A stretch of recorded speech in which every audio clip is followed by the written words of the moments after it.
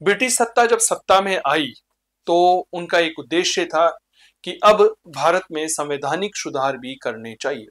इस संवैधानिक सुधारों की कड़ी में वह 1909 ईस्वी में मार्ले मिंटो सुधार अधिनियम लेकर के आए। तो आज हम बात करने वाले हैं उसी मार्ले मिंटो सुधार अधिनियम पर। नमस्कार साथियों, मेरा नाम चंदू जैन है और आप इस समय चंदू सर की क्लास पर लाइव हैं। तो चलिए परिचर्चा करते हैं। बात है 1909 के मार्ले मिंटो सुधार कानून की। यह क्या कानून था और इसमें क्या क्या प्रावधान था। मूल रूप से 1909 ईस्वी में ब्रिटिश सरकार के द्वारा जो भारत परिषद अधिनियम लाया गया, that is Indian council act लाया गया, उसी इंडियन काउंसिल एक्ट को मार्ले मिंटो सुधार अधिनियम भी कहा जाता है। इसमें जो मार्ले था यह भारत सचिव था और जो मिंटो था यह वायसराय था। क्या बात क्लियर हो गई? मार्ले कौन था? भारत सचिव था और मिंटो जो है यह वायसराय था। मूल रूप से इसीलिए 1909 के भारत परिषद अधिनियम को हम मार्ले मिंटो सुधार अधिनियम भी कहते हैं। 1896 ईस्वी में गठित जॉर्ज अरुंडेल समिति बनाई गई थी। कब बनाई गई थी? 1896 यानी कि 1896 में। इसके द्वारा 1906 ईस्वी में एक रिपोर्ट प्रस्तुत की गई। उसी रिपोर्ट के आधार पर 1909 में यह कानून पारित किया गया था। ठीक है, 1909 में यह कानून जो है पारित किया गया था। स्वाभाविक बात है, तो पहला प्रश्न तो यही बना कि 1909 का मार्ले मिंटो सुधार अधिनियम, भारत परिषद अधिनियम जो है यह किसकी रिपोर्ट पर लागू किया गया था? जॉर्ज अरुंडेल समिति थी, इसकी रिपोर्ट पर यह लाया गया था। इस अधिनियम के कुछ शानदार उद्देश्य थे। जैसे पहला उद्देश्य क्या था कि कांग्रेस का जो उदारवादी दल है, उस उदारवादी दल को अंग्रेजों या ब्रिटिश सरकार जो है इसका समर्थक बना करके भारत में अंग्रेजी सत्ता को मजबूत किया जाए। हम जब भारतीय राष्ट्रीय आंदोलन की चर्चा करते हैं तो उसमें 3 चरण होते हैं। पहला चरण उदारवादी होता है, दूसरा उग्रवादी होता है, तीसरा गांधीवादी होता है।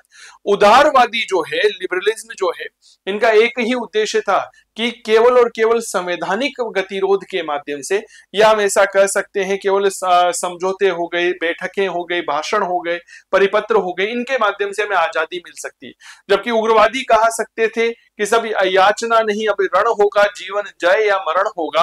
तो ये उदारवादी दल जो अंग्रेजी सत्ता के समर्थक थे, आप इस तरह से देखिएगा, इसको अंग्रेजी या ब्रिटिश सरकार का समर्थक बना करके भारत में अंग्रेजी सत्ता को मजबूत करना पहला उद्देश्य यह था। दूसरा, राजनीतिक रूप से सक्रिय हिंदू और मुस्लिमों जो है इनमें मतभेद को प्रोत्साहित करना। अंग्रेजों ने 1909 के मार्ले मिंटो सुधार अधिनियम के तहत अपने आप का वास्तविक स्वरूप हमारे सामने रख दिया था। यह मूल रूप से हिंदू और मुसलमानों में मतभेद बढ़ाना चाहते थे। ठीक है ना, बांटो और राज करो की नीति को अपनाना चाहते थे। इसके तहत इन्होंने क्या किया? पहला प्रावधान किया कि जो मुस्लिम हमारे भाई थे इनके लिए पृथक सांप्रदायिक निर्वाचन की मांग को स्वीकार कर लिया। मुस्लिम जो है पृथक निर्वाचन की मांग को कर रहे थे, इन्होंने उसे स्वीकार कर दिया। अर्थात भारत के इतिहास में ही पहली बार मुसलमानों के लिए पृथक निर्वाचन दे दिया गया। कितनी बड़ी बात थी, यानी कि मुस्लिम प्रतिनिधि का चुनाव केवल मुस्लिम मतदाताओं के द्वारा ही किया जाएगा, इसकी बात कह दी गई। भारत के अंदर ही पहली बार पृथक निर्वाचन व्यवस्था दी गई थी 1909 के अधिनियम के तहत। यहीं से भारत में सांप्रदायिकता व विभाजन के बीज जो है वह बो दिए गए। यहीं पर भारत के लिए कह दिया गया कि भैया अब यह तय है कि भारत का विभाजन होकर के रहेगा।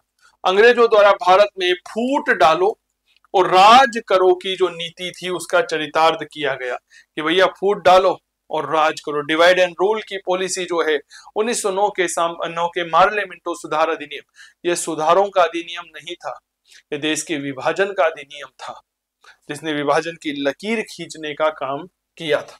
इसमें भारत सचिव मार्ले जो है इसने वायसराय मिंटो को पृथक निर्वाचन व्यवस्था के बारे में पत्र लिखा। अब देखो मार्ले क्या कह रहा है मिंटो से, इनकी सोच देखिएगा कि हम भारत में ऐसे घातक विष बीज होते हैं नागदंत, यानी कि वह जो कि एक तरह से जहर फैलाते हैं, वह बो रहे हैं, जिनकी फसल जो है वह बड़ी कड़वी होगी। हम भारत में ऐसे घातक विष बीज बो रहे हैं जिनकी फसल बेहद कड़वी होगी। यह बात कहता है कौन? भारत सचिव मार्ले। किससे कहता है? वायसराय मिंटो से कहता है। केंद्रीय विधान परिषद में सदस्य संख्या बढ़ाकर के 69 कर दी गई। अब सब इस 69 का विभाजन कैसे किया? 37 सदस्य जो है यह तो सरकारी रखे गए, इनमें 9 सदस्य तो पदेन थे और 28 सदस्य जो है ये वायसराय के द्वारा मनोनीत थे। 32 गैर सरकारी सदस्यों को यहाँ पे शामिल किया गया, जिसमें 5 तो वायसराय ने मनोनीत किए और 27 जो है 3 साल के लिए निर्वाचित होते थे। 21 जो है यह सामान्य निर्वाचन व्यवस्था से आते थे और 6 जो है पृथक निर्वाचन व्यवस्था से मुस्लिम चुनाव क्षेत्र के माध्यम से निर्वाचित किए जाते थे, क्योंकि 1909 के अधिनियम की सबसे महत्वपूर्ण विशेषता और भारत की एक तरह से विभाजन की जो सूत्रधार थी वो यही थी कि मुसलमानों के लिए पृथक निर्वाचन व्यवस्था दी जाए। तो 6 सदस्य जो है वह मुस्लिम चुनाव क्षेत्र से आते थे। इस तरह से 69 सदस्यों का विभाजन किया गया। तो सबसे महत्वपूर्ण बात यह थी कि पृथक निर्वाचन व्यवस्था दी गई थी, ठीक है। उदारवादी दल जो है इसको अंग्रेजों का समर्थक बनाने की बात कही गई थी 1909 के अधिनियम में।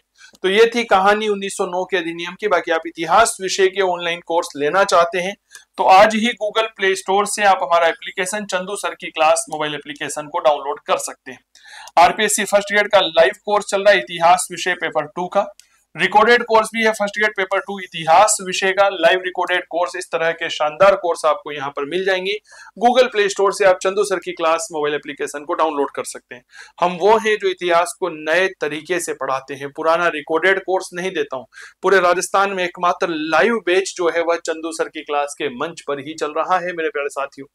तो बहुत बहुत धन्यवाद। ये सेशन कैसा लगा, अच्छा लगा हो तो सब्सक्राइब करते हुए आपका प्यार और स्नेह हमें दीजिएगा और इस वीडियो को ज्यादा से ज्यादा अपने दोस्तों के साथ शेयर करिएगा। जय हिंद, जय भारत। मेरा नाम चंदू जैन है। अगली क्लास में फिर मुलाकात करते हैं, तब तक नमस्कार।